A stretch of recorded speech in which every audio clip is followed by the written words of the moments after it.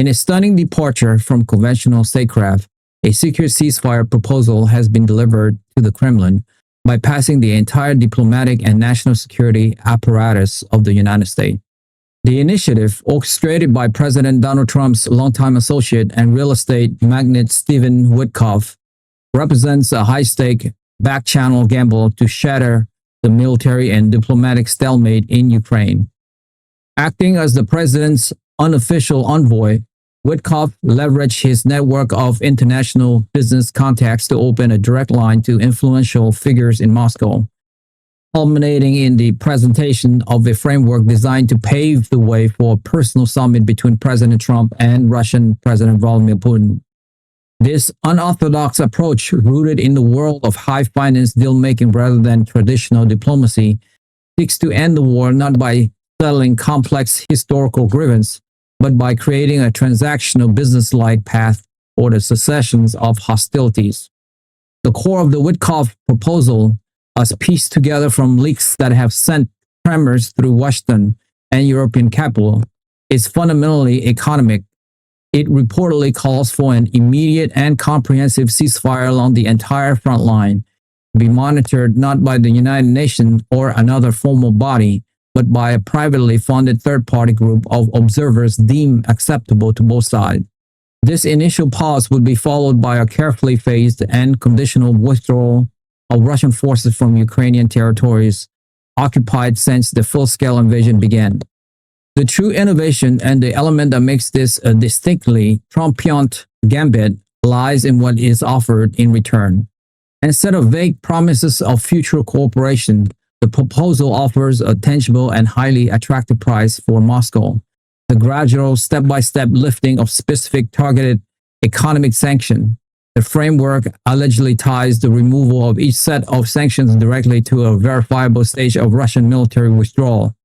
For instance, a pullback from a key region like Zaporizhia might trigger the unfreezing of certain Russian banking assets, while the complete vacating of another oblast could lead to the lifting of restrictions on Russian energy export.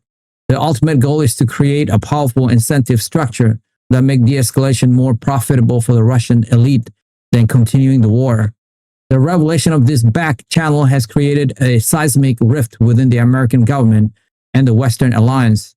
In Washington, the move is seen as a direct challenge to the established foreign policy community. President Trump is reportedly deeply supportive of the initiative, viewing it as a pragmatic and bold stroke of genius that cuts through the bureaucratic inertia that he believes has prolonged the conflict.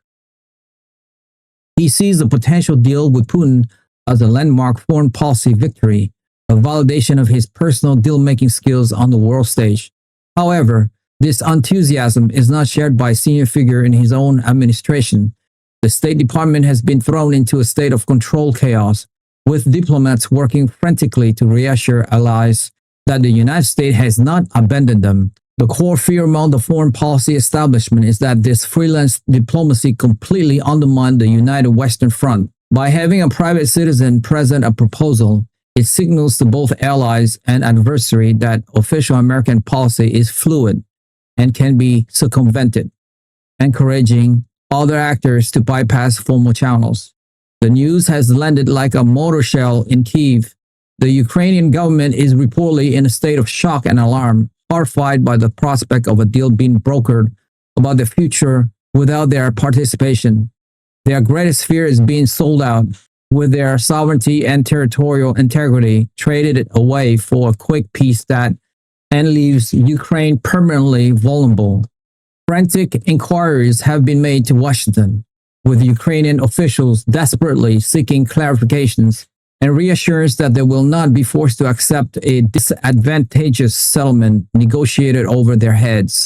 The proposal, regardless of its intent, has sown deep distrust between Kyiv and its most critical benefactor at the most dangerous moment of the war.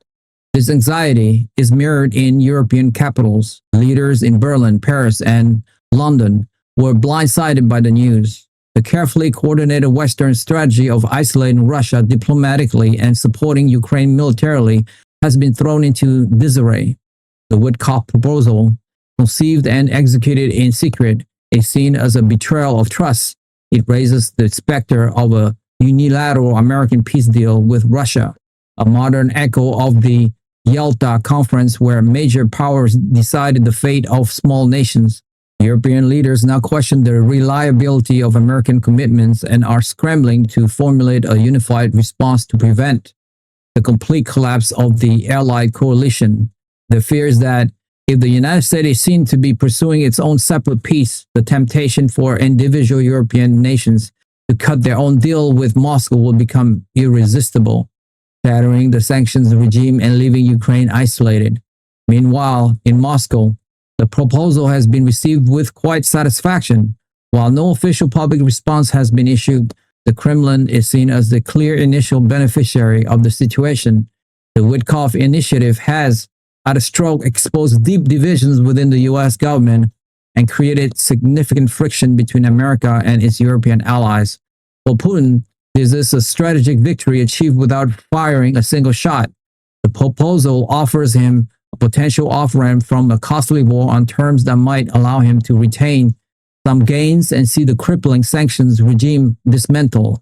Even if the deal itself is ultimately unworkable, the chaos it has caused in the West serves his purpose perfectly. It allows him to engage in a process that projects an image of reasonableness while his military continues to press its advantages on the ground. The Kremlin is now in a position of power, able to analyze the Western disarray and calibrate its response to maximize its own advantages. The unorthodox ceasefire proposal, intended to be a shortcut to peace, has instead plunged the Western alliance into crisis and handed Vladimir Putin an unexpected and powerful diplomatic weapons. Many of my listeners, like 70%, have subscribed to my YouTube channel, and so many of you don't even know that you haven't subscribed. And that is actually what makes the show going. It's almost like you're making a donation to the show. So that's why I ask again and again, because it enables us to grow and grow and grow. And we're going for the long haul here. And listen, if this is your first time listening to World Global Conflict, you don't have to subscribe. You guys, your first one's on me. But if you have watched this show before, it's like you are a freeloader now. So all I would ask you is, if you have seen this show before and you like it, help me, help my team here. Hit that subscribe and like button now, and we will continue to build this show for you. That I swear. Thank you to all of you guys who have subscribed. It means a lot to me. Thank you so much. That's all for me for today. I will see you soon. Bye for now.